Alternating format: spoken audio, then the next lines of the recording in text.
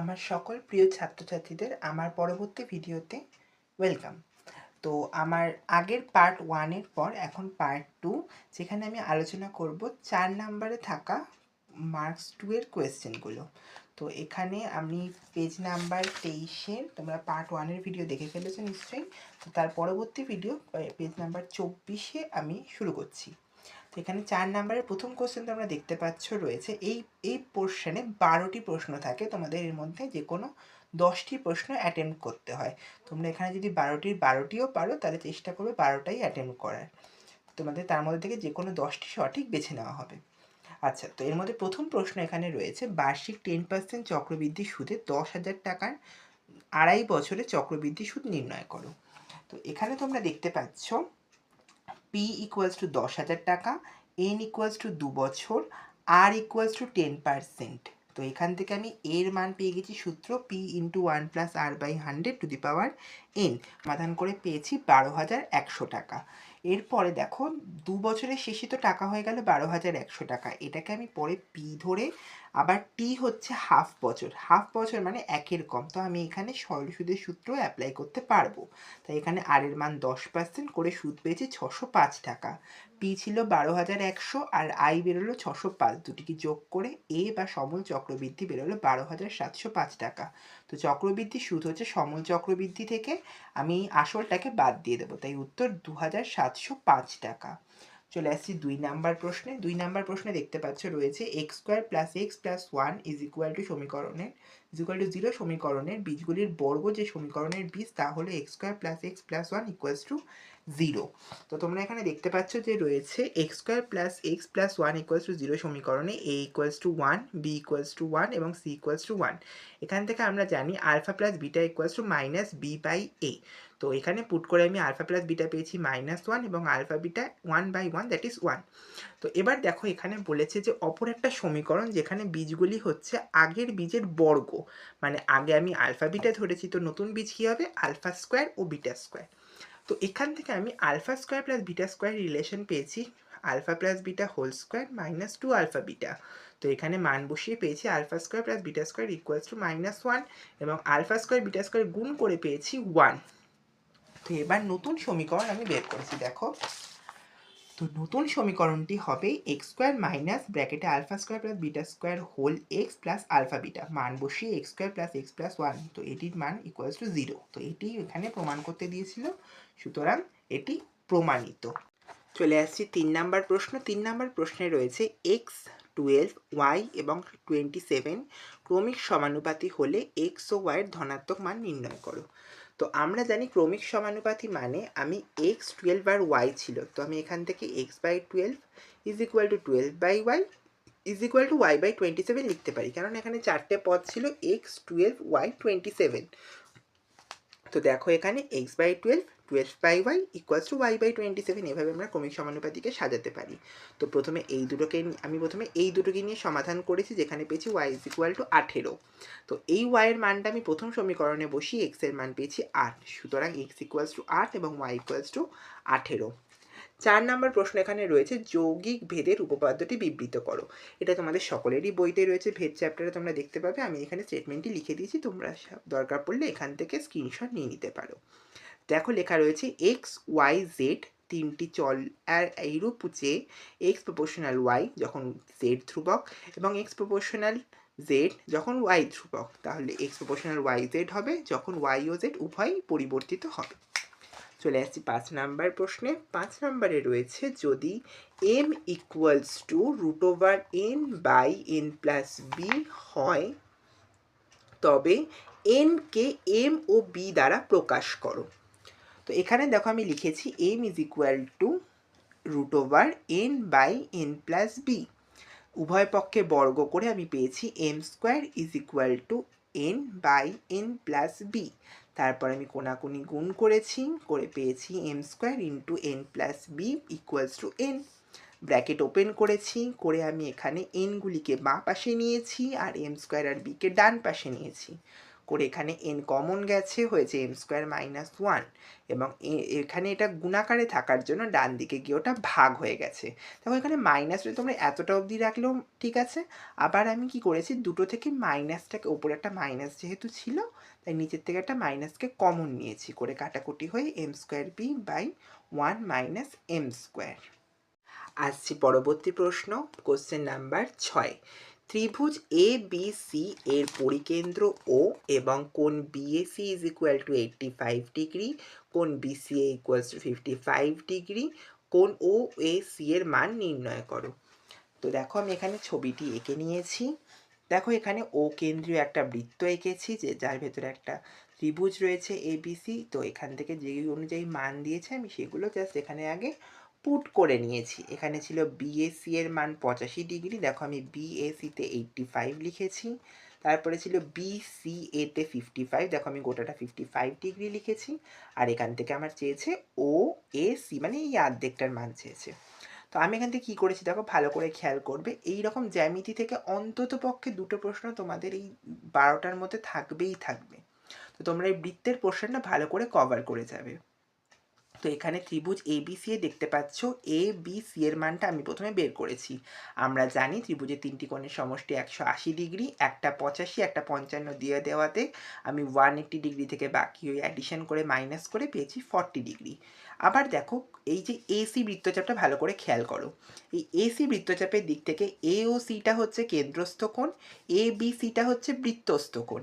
আর তোমাদের সকলেই জানো যে উপপাদ্য 34 এবছরের খুব ইম্পর্টেন্ট, এবং ওখানে উপপাদ্যতে লেখাই রয়েছে যে কোনো একই বৃত্তচাপের ওপর সম্মুখ কেন্দ্রস্থ কোণ বৃত্তস্থ কোণের দ্বিগুণ।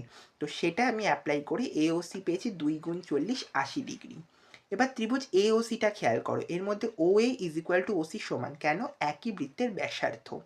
তার মানে এবার এটি একটি সমদ্বিবাহু ত্রিভুজ। আমরা জানি সমদ্বিবাহু ত্রিভুজের দুটি বাহু সমান হলে বিপরীত কোণগুলো সমান হয়। তো এর মধ্যেই এই ওটা পেয়ে গেছি 80 ডিগ্রি, বাকি এই ও A C R O C এ দুটোই সমান।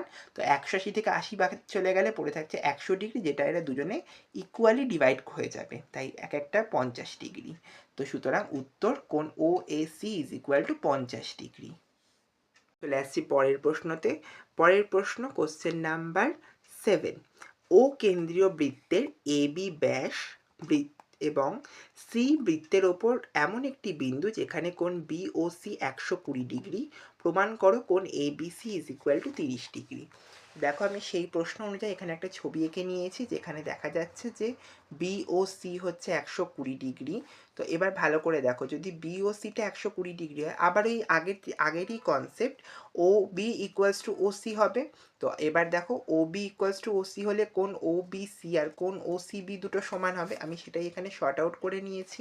তারপরে দেখো এই যে গোটা ত্রিভুজটা রয়েছে বি ও সি, এর মধ্যে ও একাই 120 ডিগ্রি, তাহলে বাকি দুজনের জন্য পড়ে থাকছে 180 বিয়োগ 120, দ্যাট ইজ 60 ডিগ্রি।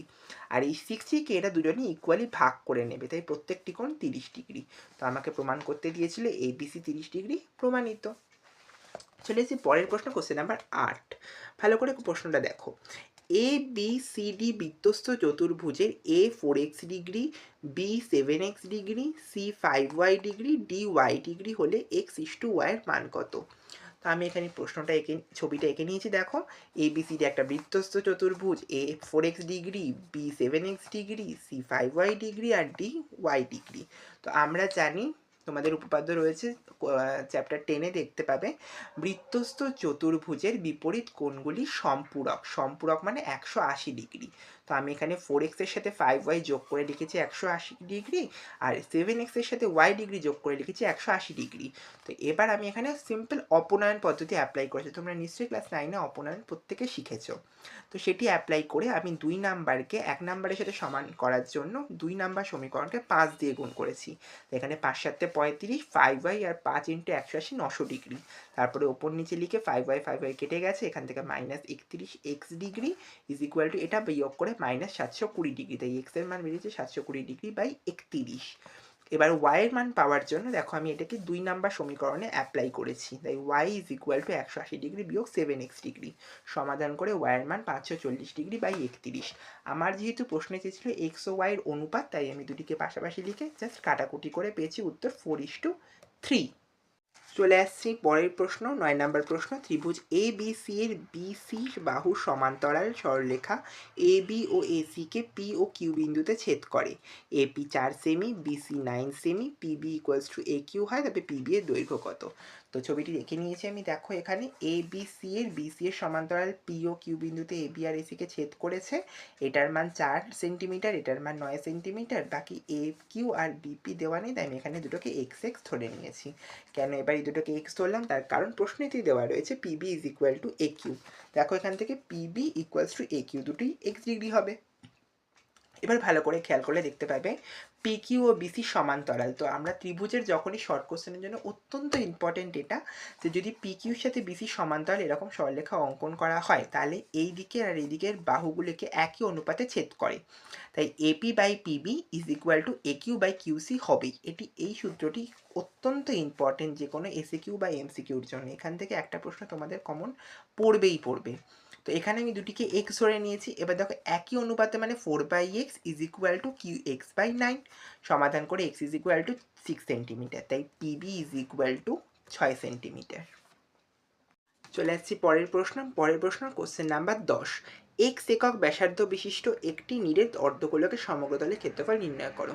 এটি শুধুমাত্র সূত্র লিখলেই হয়ে যাবে, তো কাজেই এটি 2 নাম্বারের আশা করি তোমাদের আসবে না, এলে 1 নাম্বারের আসতে পারে, কিন্তু যেহেতু এই প্রশ্নপত্রে 2 নাম্বারের দিয়েছে তাই আমি দেখাচ্ছি। দেখো অর্ধগোলকের সমগ্রতলের ক্ষেত্রফল 3πr²। কেননা আমরা সবাই জানি যে একটা অর্ধগোলকের দুটি তল হয়, একটা সমতল একটা বক্রতল। বক্রতলের ক্ষেত্রফল 2πr² এবং সমতলটি πr², দুটি যোগ করে 3πr²। তো এর মধ্যে থেকে আর এর মান যেহেতু ওরা এক্স দিয়ে দিয়েছে, তাই আমি এখানে লিখেছি 3πx² বর্গ একক। আমি একবার ছবি এঁকেও তোমাদের বুঝিয়ে দিচ্ছি, দেখো ভালো করে।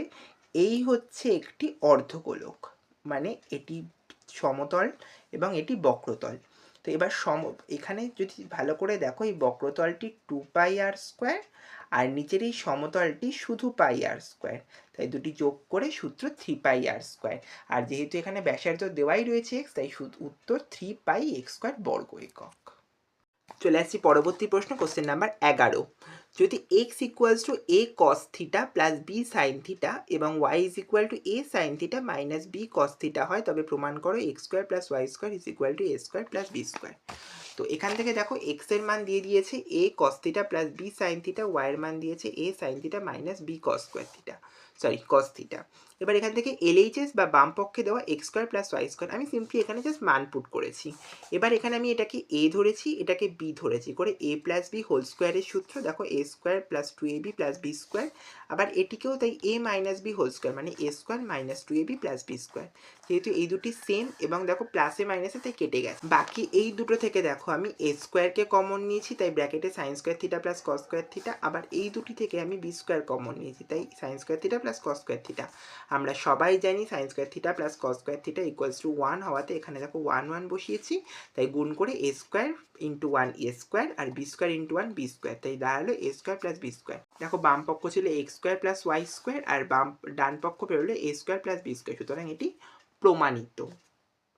চলে আসছি 4 নম্বরের লাস্ট প্রশ্ন, যেখানে রয়েছে যদি √cos ব্র্যাকেটে alpha minus beta equals to 1 এবং alpha plus beta equals to π/2 হয়, তবে আলফা ও বিটা এর মান কত? তো দেখো এখানে আমি করেছি √2cos alpha minus beta equals to 1, তো এখান থেকে 2টা ওই পাশে গিয়ে ভাগ হয়ে গেছে। তো 1/√2 মানে আমরা সবাই জানি cos 45 ডিগ্রি, এপাশেও cos, তোমরা কখনোই ভুল করে কিন্তু cos কাটবে না, cos নিজের ওইভাবে কেটে যাবে না, তাই সুতরাং এখানে আমি পরের লাইনে লিখবো না। তো অ্যান্সার হবে পরের লাইন হবে alpha minus beta equals to 45 degree, এটাকে আমি 1 নাম্বার নিলাম। আর আরেকটা ওরা দিয়েছে alpha plus beta equals to π/2, আমরা জানি π/2 মানে 180 ডিগ্রি, তাই alpha plus beta equals to 180 degree by 2, that is 90 degree. তো আবারও আমি সিম্পলি অপনয়ন করেছি, অপনয়ন করার পর 2 alpha is equal to 105, alpha is equal to 67.5 degree এবং beta is equal to 90 degree minus 67.5 degree, that is 22.5 degree. সুতরাং alpha is equal to 67.5 degree এবং beta equal to 22.5 degree. তো আমার এখানেই 1 থেকে 4 অর্থাৎ পেজ নাম্বার 23 থেকে 26 যে পাতার প্রশ্নপত্রটি রয়েছে, এখানের যে তোমাদের MCQ, শূন্যস্থান পূরণ, সত্য মিথ্যা এবং 4 নম্বরের যে প্রশ্ন মানে 2 মার্কসের যে 10টি প্রশ্ন করতে হয় সেটি আমার এখানে সমাপ্ত হলো। যদি তোমাদের কারোর এর পরবর্তী ব্রড কোশ্চেনগুলোর দরকার পড়ে আমাকে অবশ্যই কমেন্ট সেকশনে লিখে দিও, আমি তোমাদের জন্য পরের ভিডিও দিয়ে দেব। কিন্তু আমি এখানে শুধুমাত্র শর্ট কোশ্চেনটাই আপাতত শেষ করলাম। যদি আমার ভিডিওটি ভালো লেগে থাকে তোমরা অবশ্যই লাইক, কমেন্ট, শেয়ার আর অবশ্যই চ্যানেলটি সাবস্ক্রাইব করতে ভুলো না। থ্যাংক ইউ, দেখা হচ্ছে পরবর্তী ভিডিওতে।